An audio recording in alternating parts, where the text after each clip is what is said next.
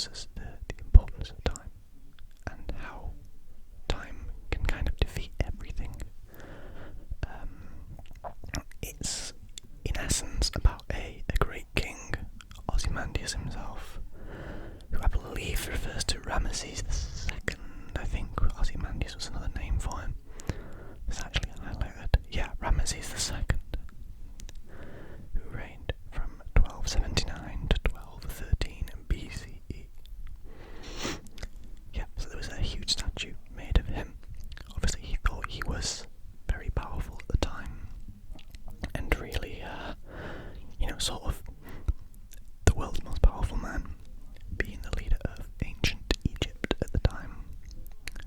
And it kind of just shows, the contrast between him saying, "Look on my works, ye mighty, and despair," and the next three words being, "Nothing beside remains," suggesting that he was there, but has fallen very far since, due to the effects of time.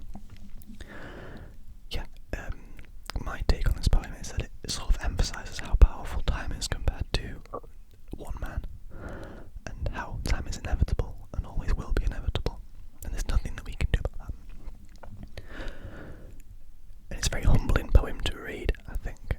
One of my favourite reads in the school days. I think I actually wrote an exam paper about this poem at one point during my school life. Or I answered an exam question, about this poem. Because it really sort of hit me on a level I sort of heard the first time and instantly kind of really enjoyed this poem and took it for what it was. So yeah, that's Ozymandias by Percy Bysshe Shelley. Our next poem is The Road Not Taken by Robert Frost. And this is a little bit more well known, I think. Two roads diverged in a yellow wood, and sorry I could not travel both, and be one traveller. Long I stood, and looked down one as far as I could, to where it bent in the undergrowth. Then took the other, as just as fair, and having perhaps the better claim, because it was grassy and wanted wear, though as for that, the passing there had worn them really about the same. And both that morning equally lay in leaves no stepper had trodden black. Oh, I kept the first for another day,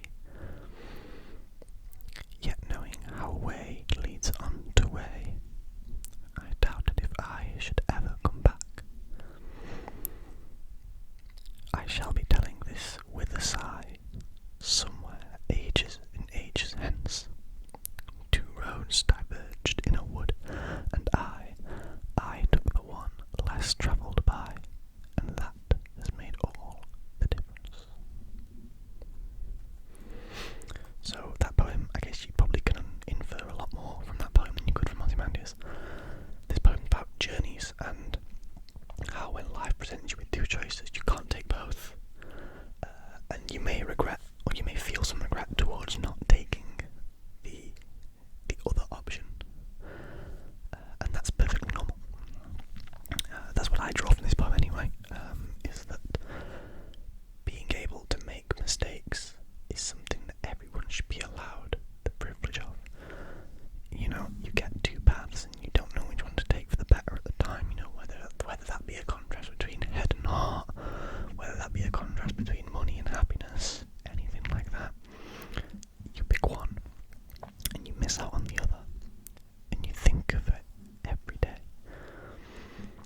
But that's perfectly normal. No one should feel as though they made the wrong decision, because every decision you make has brought you to the point you're at right now.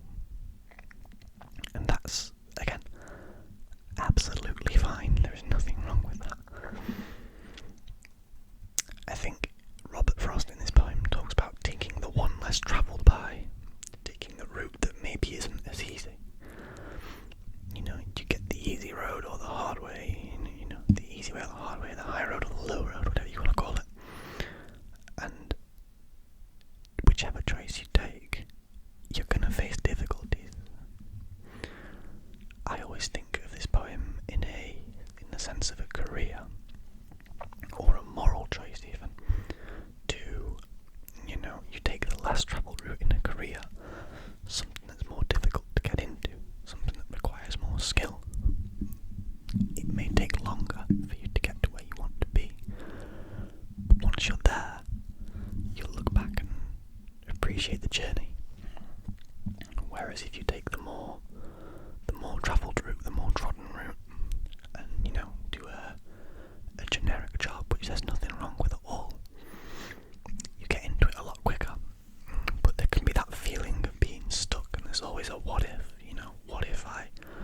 What if I took that university course? What if I accepted that job offer, something that I wasn't as comfortable in? And it's a question that a lot of people never get an answer to. And again, it's completely normal. It's not a strange experience. It's not a unique experience. I mean, of course, everyone's story is different. But for me, this poem really is about accepting yourself, your choices, and everything that's led you to the point where you are now. When it ends with, I took the one less travelled by, and that has made all the difference. It shows the importance of a decision like this. Obviously, this is a metaphorical road. I doubt that he was actually walking through a forest and came to a split off in the woods, and decided to take one path rather than the other, and that's changed his life so dramatically. It's obviously a metaphorical road that isn't physical, but it's more thoughtful than anything else. It's not tangible, it's not in front of him, but it's a path that's been taken in contrast to another, and the decision to take that path has made all the difference.